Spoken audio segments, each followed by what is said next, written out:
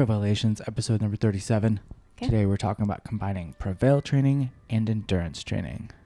Let's go. Okay, who are we? Sean and Danny. From Prevail Strength and Fitness and Lean Strength Nutrition Program and Prevail Adventure Club and a little bit of Danny G photography. Something. Yep. Well, the Prevail Adventure Club is kind of important about today. Because Prevail Adventure Club is endurance-y. Yes. But it's not the same endurance-y as like running a half marathon endurance-y. No. Kind of. Right? It's not the same. Right. But we definitely see people who, since we're not a cardio-based system, some people kind of like, well, how do I get my cardio in? Or if I have a very specific conditioning endurance goal, how do I mix that with what I'm doing at Prevail? And we've seen this go back there's different directions this can go. And we're going to talk today about some of the common faults, some of the ways to manage it, some things that you can help improve, some things to look out for, and then some things to like really get your headspace around how to balance the two. Okay. Makes sense? So as a frame of reference, what type of endurance-y things have we done? Oh, okay. Or have we had people do? Okay. Well, we've done the canyon multiple times, so it's an endurance-y thing. Yep. So we've made it, 10 passes across the Grand Canyon in single bouts, no camping. Yes. Okay. We've done some marathons, some road marathons. We've done some trail, half marathon, 50K, 25K. Right. A lot. 240-mile race. Yeah. And then we've had, I don't know how many students do rim to rim. We've had lots of people go off and do big 14ers and all sorts of big endurance things, as well as we have a lot of students that do the memorial half and full marathon too. Yeah. Or train for a 5K or whatever it is. Right. So let's talk about, I think the half marathon is probably the most common because it's also the most common race distance. Is it? Yeah, it's the one that gets the most amount of signups. Okay. When it compared to most, if you go to the marathon, the more marathon, the half marathon has the most amount of people in it. Right? And I think that's also the middle ground approachable for a lot of people. Because they're like, 5K, 10K, definitely for a lot of people, that's the first one. But a lot of people who are fairly active, 5K is just kind of like just getting it done. Yeah. But the half is something you actually have to train for, but you don't really want to commit to the full. So, the half marathon finished is roughly 2.5 to 3 hours. Yeah. Average-ish for a half marathon finish. So that takes quite a bit of training. And how do you combine that with what we do at Prevail? Okay. So I think the first thing that we need to talk about is you don't have to omit one for the other one. Right. So if you have an endurance goal, running goal or bike goal or whatever the endurance goal is, you don't have to remove strength training in order to find the time to do that endurance training. Right. And then the other way around, if you're doing strength training and you don't have to say, well, I'm just lifting 3 days a week. There's no way that I could also do an endurance goal right now. Right. So there's a combination of the two that work really good. And we've talked about phases in body composition, fat loss, muscle gain. There's also phases of being focused in endurance type of training. Yep. Where you can kind of like, you can't go full steam and say, I'm going to do 4 days a week at Prevail and have all these strength and muscle goals and progress. And they go, oh yeah, I also want to do 3 days a week of like half marathon training to PR my next half marathon. Right. So you can't necessarily get gigantic progress in both simultaneously. Right. Because there's only so much like capacity in your own like physiology. Yeah. You know what I'm saying? And probably like headspace and sleep and recovery is a huge piece of this. Yeah. So at Prevail, we have heavy lifting sessions. Mm-hmm. We've got more high rep bodybuilding type sessions. Mm-hmm. And then the last session is a strength and conditioning where it's a fast, hard interval. Mm-hmm. And when it comes to a recipe for endurance, sometimes fast, hard intervals are part of endurance training. Mm-hmm. So attending at Prevail already kind of checks that box. Mm-hmm. And then when it comes to the other one, the thing that we really want to get prepared for is, one, if you have an endurance goal, you have to ask yourself 2 questions. Is this I want to finish mm-hmm. or I want to have a personal best? Mm-hmm. Because that changes how you... like, am I doing it or am I racing? Right. Not like maybe racing against other people, but you're like, racing. I'm racing. Yeah. And that's the same thing for like the canyon. You're like, I want to finish the canyon or I want to finish the canyon in a certain amount of time. Uh-huh. That's really important to have that answered before you get into this like training block. Mm-hmm. Because if you say, I want to do a half marathon, you're like, okay, what does that mean to you? Like, well, I just want to run without stopping for 13 miles. Mm-hmm. Okay. Well, that's a great goal. And that's a different type of management between the two. Mm-hmm. Same thing with the canyon. Like, I just want to have a good day. I don't really care about time. And I just want to really be able to enjoy it and not worry about it physically. Yeah. Okay. Well, that's a different goal than saying, no, I want a 2:10 half marathon, or no, I want to get across the canyon in sub 12 hours or something. Right. And why does you need to answer that question? On which one, like your expectation? Mm-hmm. Your expectation. Right. I mean, that, and I think it does, like, not skew isn't the right word, but determine on how you approach your training. Mm-hmm.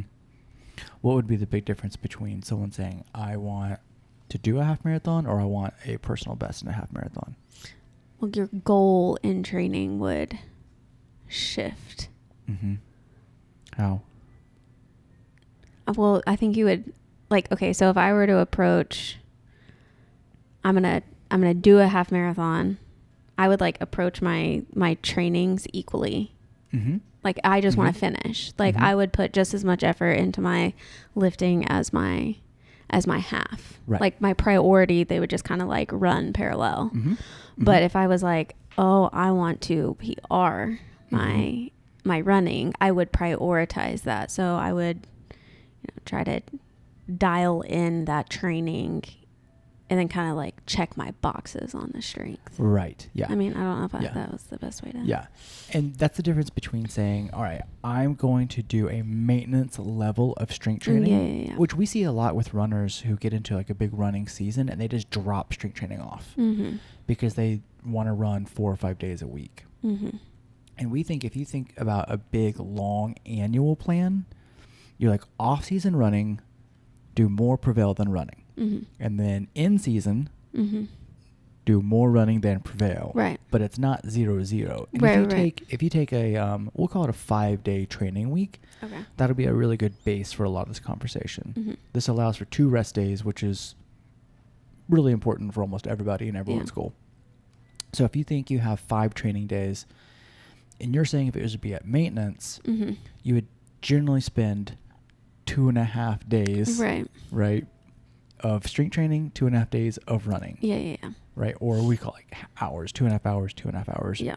Maybe 3 and 3, depending on if you're modulating the intensities appropriately. Yeah. But you could do a half marathon. You could lift at Prevail 3 days a week, do 2 days a week of half marathon training, 2 days of rest, and finish a half marathon. Yeah. Easy. Right. On the flip side, if you're like, no, I want to PR it, you'd probably have to flip it and say, no, I'm going to do 3 days of dedicated running, 2 days of Prevail for the next 8 to 12 weeks. Yeah. So that you bring the strength training back down to a maintenance and then you push into the endurance training. Yeah, for sure. And if it comes to like training for a big endurance day, like a rim to rim, it's still an endurance activity, but you're not...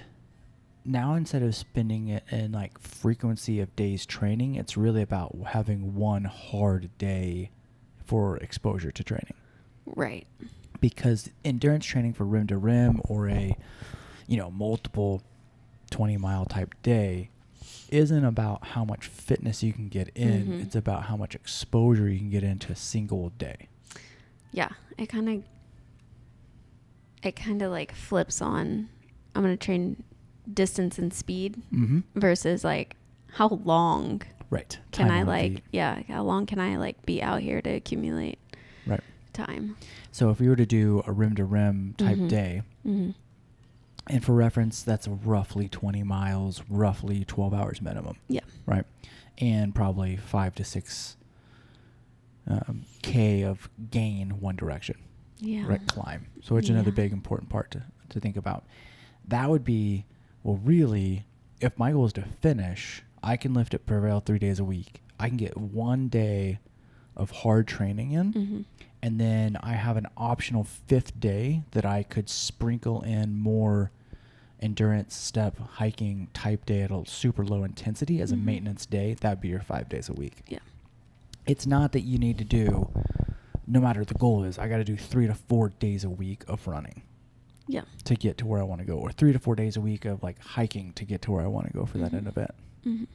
Right. Okay. So that's kind of how you'd balance the two, is you would think about, well, clearly define what the goal is of the endurance event. Yes. Clearly define, generally speaking, when the event is so that you can back up your training and make up a plan. And then it would be, well, what's more of a priority to you? Finishing the half marathon and then getting in a lot of high quality Prevail sessions. Well, if that's a goal, keep going at your 3 days a week, sprinkle in, 1 to 2 days of training of running, and you'll have the ability to do a half marathon. Yeah. Right. Now, what if someone's like, no, I want all of it. Yeah. This is what I hear the most, is, okay, I want to lose 3% body fat. I'm training for a half marathon and I really want to get my 2-time body weight deadlift and my first pull up. And you're like, wow. Right.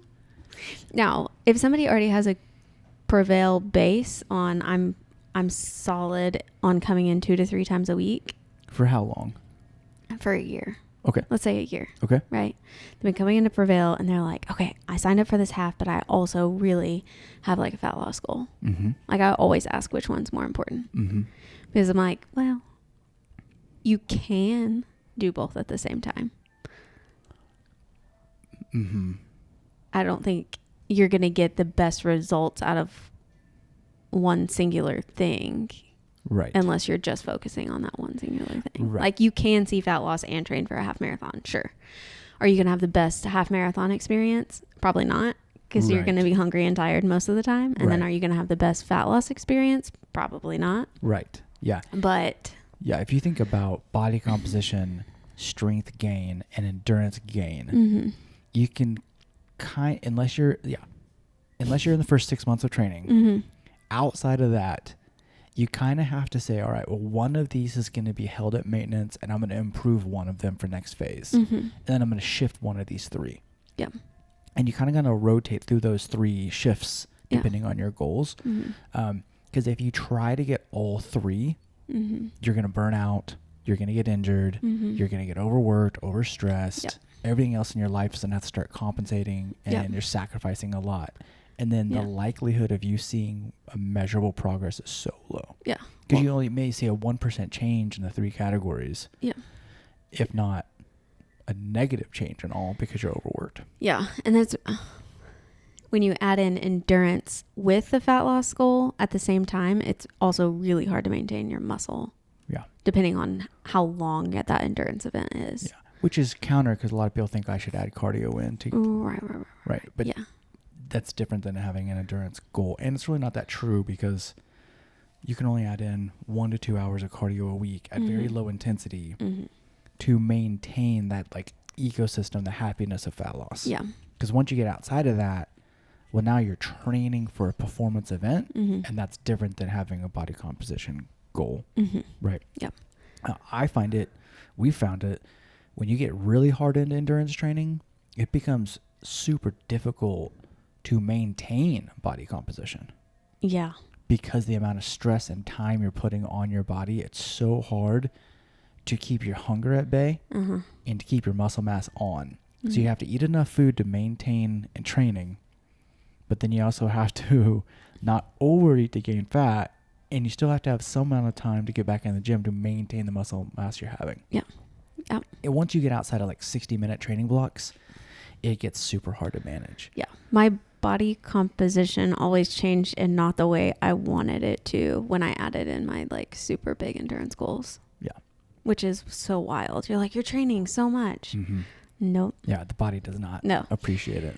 I did have someone ask me this, a Prevail student that is talking about doing the summer and fall PAC stuff, and like what phase of their nutrition would be the best to approach because they want to go in a fat loss phase. And I'm like, well, you still have time now to go into this fat loss phase before you ramp up training. And then once you get to like June, July, you go into a maintenance phase. And then that way you push on your big hike days. But I also think a hiking goal versus an actual running goal is different when pushing a fat loss phase.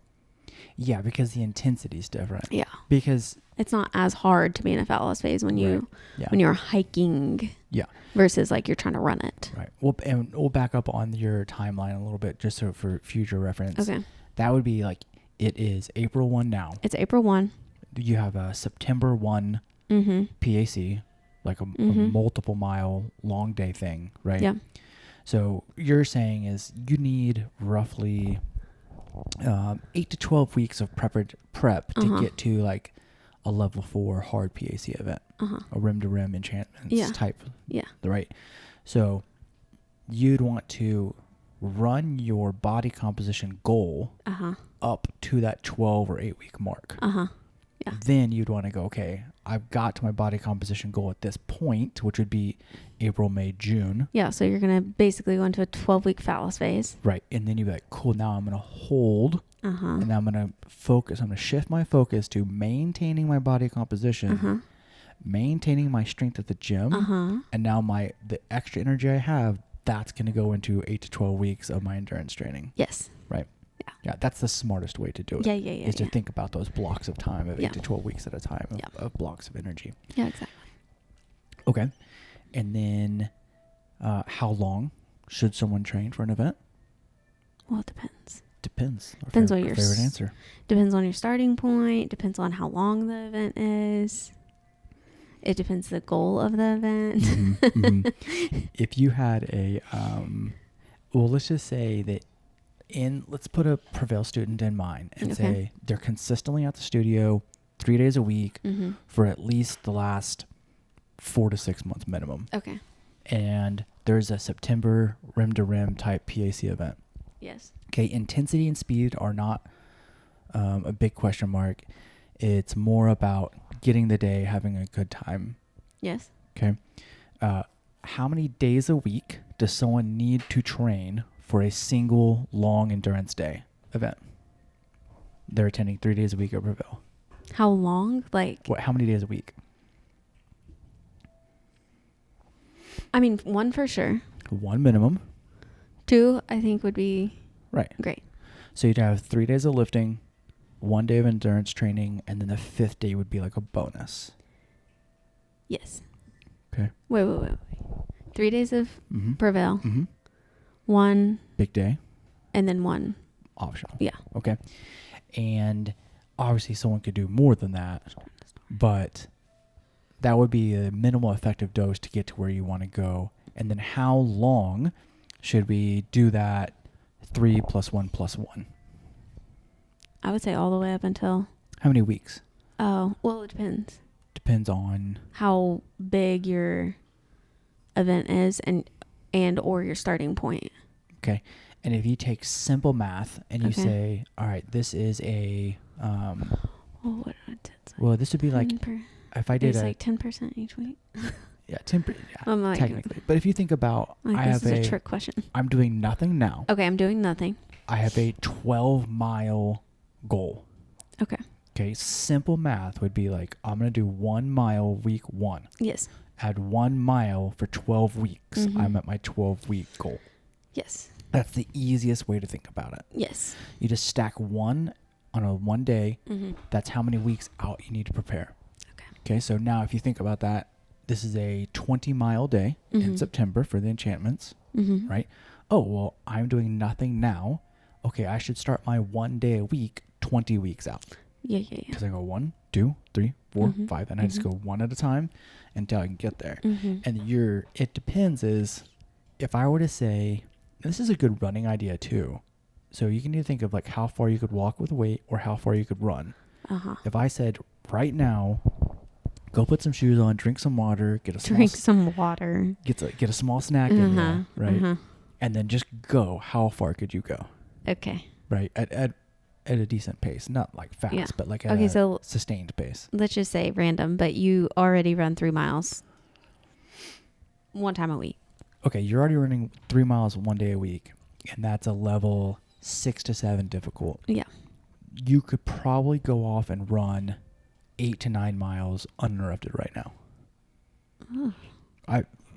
But in the head, if your head is there, if you're mentally strong enough, you could do that. Your body would be capable of doubling up any distance you have right now. Okay. Well, 3 miles, that's 6 miles. Yeah. Okay. Say it's 6 miles. Okay, that sounds better. Okay, you're already... 6 miles would be 10 out of 10 hard. Yes. That's what I'm getting at. Okay, yeah. You're half the way there. Okay. Technically, you need 6 weeks. Right. To get ready for a half marathon. Yes, that's why I say it depends with the base, where your baseline is. Because if, like, you're hiking, and you have a 26-mile hiking goal, but you just hiked 7 miles last weekend, that's going to be different. You already have, like, a base. Right. Now, your gap from 8 to 26 is technically... 17 weeks out, something like that. Yeah. And if 7 is easy, then 10 is actually hard. Right. Then you're like, well, I only need to train for like 8 weeks. Because when you get to an endurance goal, what is the, say it's a half marathon, it's a marathon, it's a 17-mile hike, whatever it is. What's the greatest single distance you need to train up to? What percentage of that? 70. Roughly 75%. 75. That's close. Yeah. So if it's a 20-mile day, you can train past 15, but it's not really required. Yeah. Right? Because if you can do 15, you can do 20. Is the physiology behind it. You could train to 20, but you'd want enough recovery time to recover to actually do the 20 again. Right. You need like a deal. But it's not required. So when you're looking at like, oh my goodness, the canyon is 20 miles. How in the world am I going to train for 20 miles? Like, well, we really only need to train to like 15, 16, maybe 17 miles. Right. It's like 80% there. Then you go do the event.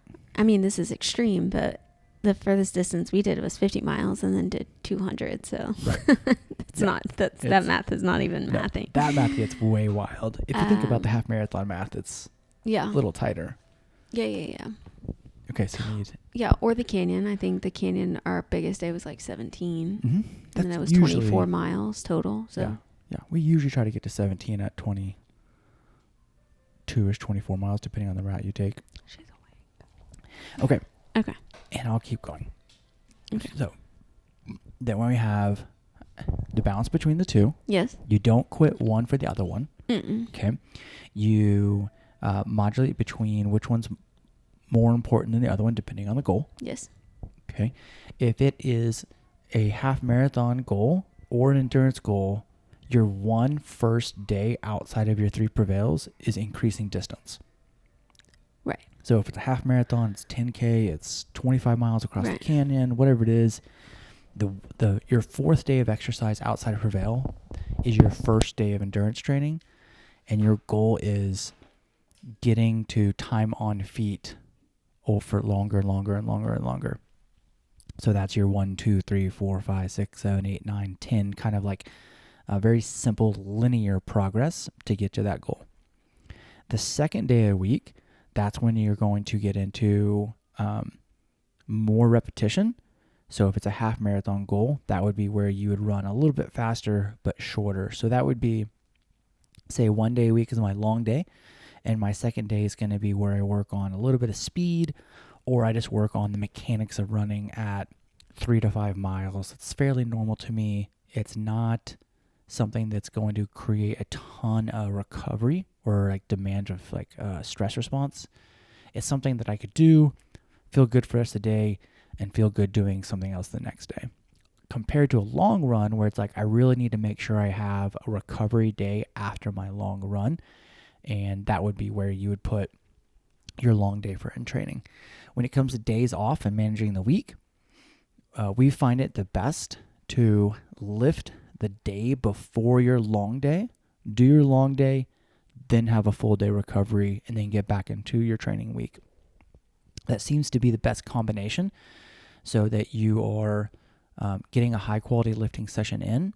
Then your long day of training, you're doubling up stress. So your legs are already fatigued from exercise, and you're getting into your long distance, so that when it comes to competition day, race day, event day, you actually have even more ability than you think you had because you've been training on somewhat tired legs the entire time. And then if it's a endurance training goal, you can then increase your time on feet day to where it'd be, I'll go on a, again, this is where something is maintainable. It's under 60 minutes of exercise. And that would be doing step-ups. That would be doing walks, weighted walks, getting more gear preparation time. That would be getting into the dirt more, getting into hills more, just getting in that fifth day of something that's going to be preparing you for the environment, which would be like environment from not just the elevation gain, but from gear. So that would be like the type of shoes, the type of pants, the type of layers, the type of hats, the type of food, the type of water. Practicing all that at like a 45 to 60 minute bout would be your fifth day compared to your long day. Okay. Oh, hi, beautiful. You're going to talk about endurance training today? Okay. Yeah, she did her first big day yesterday. Yeah, in the backpack. I talked about... Hi. Say hi. I talked about on your long days, lift before your long day, do your long day, and then have a recovery day. Oh, yeah. Yeah. And then adding in your fifth day would be something, it would be 45 to 60 minutes of hiking, walking, step up, gear, rucking to get yourself like that fifth day of exercise. Yeah. Yeah. You should aim for 2 days of rest. Almost in any training block, you should aim for 2 days of rest. For sure. Now, how do you do that when you're like, nope, I have a 3-day week running plan. I want to come to Prevail 3 days a week. I want my 6 sessions a week. How do I get my 2 days of recovery? 2 days. 2 days. That's the trick. That's the secret. It is. If you take away anything, if you're doing endurance and strength training, here's the secret. Do not do something every day. Double up one day so that you actually have recovery time for adaptation and long-term recovery. Yeah, I don't think people like this answer, but then people ask, like, do I run first or do I lift first? And if running is a priority, I think it's great to like get your running in so you know you're going to get a good run session in, but also it's really great to train on tired legs. Mm-hmm. So if you have a race goal and you go and deadlift and squat or whatever, and then you have to run afterwards, mm-hmm. you're pushing yourself even more for race day. Yeah, exactly. What would be the minimum amount of time from lifting to running or running to lifting in the same day? What, 3 hours? 3 hours. 3 hours would be the minimum break between the two, and then obviously it could be anything longer than that if you wanted. Yeah. But if you do a morning lift, afternoon run, or flip those two around, that's going to be your best bet if you want to manage 3 days lifting, 3 days of endurance training, is still get your 2 full days of rest. Say it again. Double up one day and get your 2 full days of rest. That's how you're going to make it past 8, 10, 11, 12 weeks without getting burnt out. And still 2 days of rest. 2 days of rest. We're going to keep saying that. It is the trick. It's the trick. You have to have 2 days of rest to let your body recover. Mm-hmm. Otherwise, your training intensity and performance just gets worse and worse and worse and worse and worse and worse throughout the training block. Yeah. And like I said, training on tired legs is not that bad. Training on tired legs is training good. in like less than optimal conditions is also... Yeah. I mean, it's just a bit better for your day experience. Yeah. If you have, if you're doubling up your day and it's a speed work day, you would definitely want your speed work to be done in the morning fresh so that you can hit your numbers. Yeah. And then have your big break for your lifts. Yes. But other than that, you should be able to recover within 3+ hours to get both of them in. Okay. That's restart that. Or yeah. I'll keep talking. Go ahead and restart the camera. Or I can't. What button is it? Oh, there they go. I don't know. Is it just the start? Oh, it's just the record. There we go. Okay. So we've talked about half marathon training. We've talked about your long day being after your lifting day. We've talked about 3 days a week of Prevail. We've talked about the balance of 3 and 3, or flipping it to 2-4 or 2-2-3 or 4-2. We've talked about the 5th day if it's just something to get more stuff in. And then what do you think would be the last thing that people would really be what's the last thing we should talk about from like the half marathon straight endurance side? Anything else missing from that? Don't think so. I don't Pretty much covered it. Yeah. Okay, now let's flip gears into PAC. Like, what do I really need to do to get ready for a big PAC? Okay.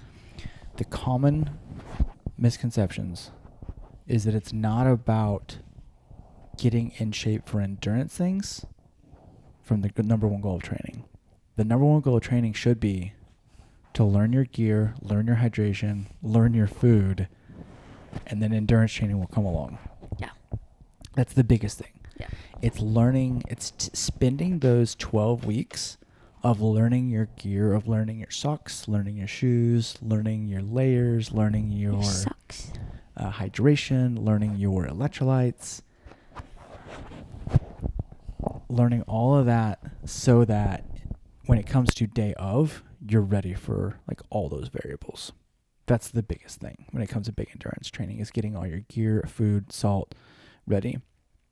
The next thing is going to be where your feet are touching the ground. So if you have a Prevail Adventure Club type event, most likely that's going to be in some sort of dirt, rock, sand type of like material. You don't want to spend all your PAC time walking around in concrete, right? So literally having like walking on roots, walking on rocks, walking on sand, walking on dirt, walking on grass is all going to help. Gravel even is all going to help your feet and your gear and your hips and your knees and your back and your posture get used to that material. Yeah. Second thing would be elevation. Yes. So if you're going to go somewhere that's going to have a big elevation climb, you're going to want to spend some time doing elevated climbing. Parking garages, Mount Scott, going out to Turkey Mountain or Eastern Oklahoma and getting up and down on hills, step-up training, stairwell training. You're going to want to do that inside of your training. You can either make that part of your long day, or that can be your 5th day is do straight elevation training. So what you're stepping on, are you stepping up or down enough? And then the last thing is going to be time on feet. Yeah. So you're going to want to get to like, if I intend to take 14 hours to do rim to rim or enchantments, I need to be able to get to like 7 to 8 hours of time on my feet. Yeah. So that's how you want to think about those categories of your long days of, choose one of those 4. And if you can, you want to combine those 4 as much as possible. Yeah.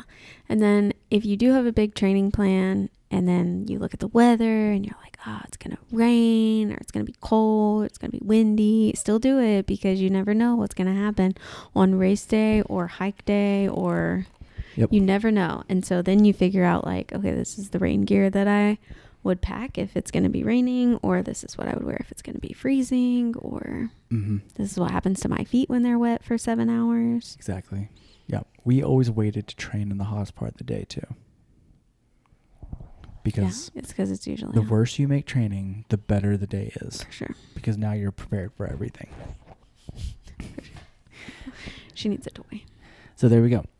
I think that it, kind of covers how you train for both. Yeah. The big takeaways are, don't completely remove one to make time for the other one. Right. Try to balance the two at an even ratio if you have a finishing goal. Flip the ratio if you have a performance goal. Yes. Honor your 2 days of rest. and then make one long day and then one kind of like secondary endurance training day of elevation or recovery. Yeah.